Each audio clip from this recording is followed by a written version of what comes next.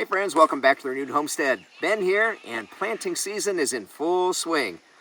Although we almost had a freeze last night. That close. Anyway, so we are out in the garden, and it is time to get our green beans in the ground. And hey, you know what? It doesn't have to cost a lot of money.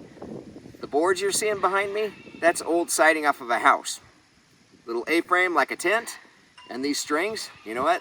This is string off of hay bales.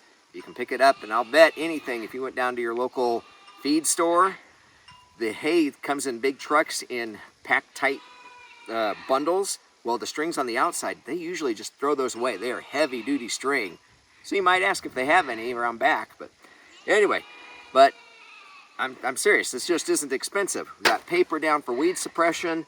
The bottom of this is just some old tree branches that we've cut off and drilled into the sides of the boards. And we're just going through and tying them.